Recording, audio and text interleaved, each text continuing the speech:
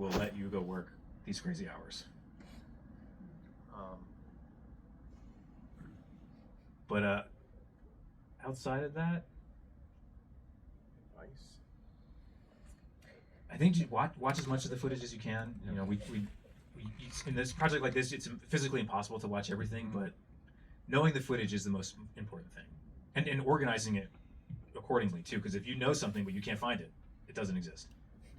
I think a piece of advice is to try to remember how something feels the first time you watch it, because what happens, like you're asking about the how do you deal with all this heavy stuff, is you're trying to make sure that heavy stuff comes across the way you first felt it.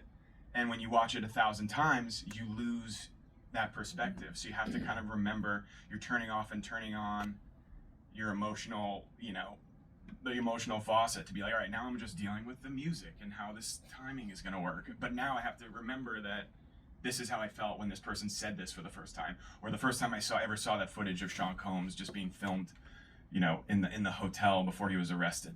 I remember thinking that this is the most wild thing ever, and then you see it 1,000 times. You're like, yeah, does this matter? Like, but it does. I remember that we would talk a lot about like, oh, is this gonna play? And we were like, no, this footage is crazy. This is crazy. This is crazy. And that's what we all thought on the first day. And then we had to remind each other, this is crazy still. So that would be my advice. Just try to remember that first initial screening, that feeling you have when you screen something. Write it down. Write down how you feel. I do that. I take a lot of contemporaneous notes when I'm watching, so that I can look at the note. If I forget, I can be like, oh, this is what I thought on day one. Yeah, you put it in markers on the timeline, which is helpful for everybody. Yeah.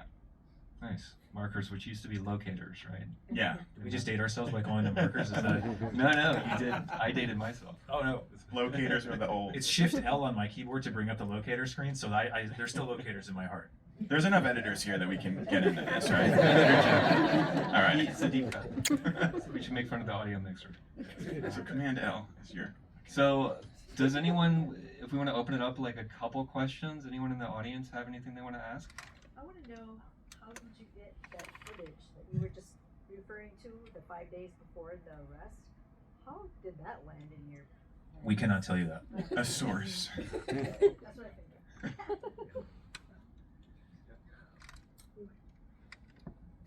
Which one? Oh, is there someone else? Oh, okay. Question regarding the process. You've got 6 editors, okay? 7 editors, apologize. You guys are doing things collaboratively yet independently, okay? But there needs to be a common mindset that y'all share, moving ahead. And you're talking about the feelings that you guys get when you're watching this stuff, but in the process of editing, you're also thinking about how you're going to influence and manipulate our feelings, as viewers. And I guess there's a couple big themes that I see. Is one, you got a bad guy, okay, and you want to, bring all the evidence out there and as objectively as possible, and have the viewer decide. But then the other bad thing was mentioned earlier, is you've got a society and a culture that fosters people like this to be around for 30 years, okay? There's the power imbalance between fame and just the ordinary person, and the vulnerability there is. And all these people chose to get involved, and it's only after they suffered significant harm, did they back off. But I guess when you take a look at those themes in the end, what were you trying to highlight the most? The person, or the society and culture, or both? And what do you want us to take away from it in terms of trying to change us? Yes. I think it's a combination of all of them.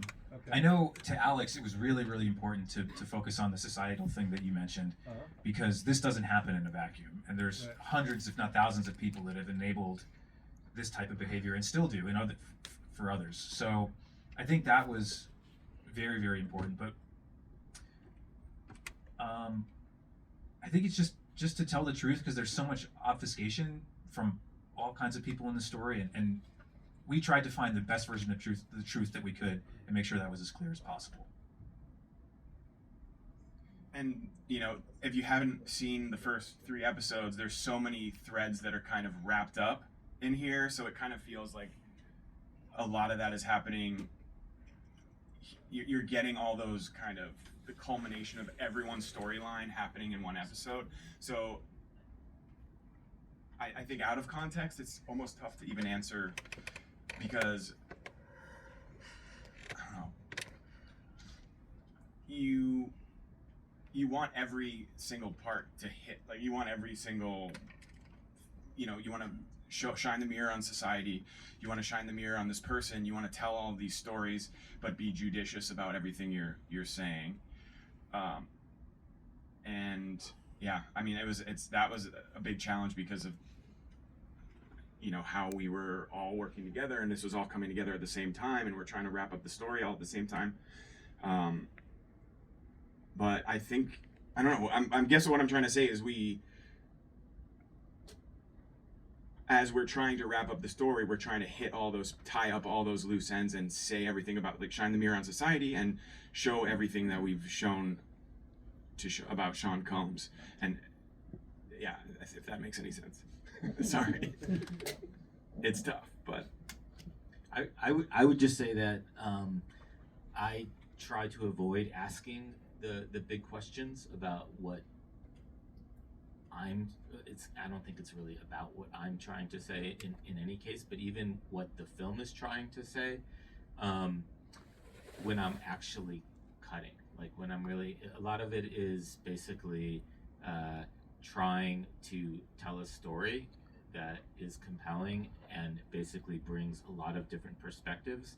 And that work is, I think, in some ways, it's distracting to sort of, like, in the same way that I think form follows function, I think theme also follows story. And that the focus really, as an editor, as a doc editor, at least in my work, is almost always trying to figure out a story, and you never get it right the first time. I think it's really more for the director to guide the process in terms of, yes, this is saying what I want to say. I want viewers to feel this thing or experience this moment. So you kind of have to listen to the director when it comes to some of those bigger questions about impact. it's a good point.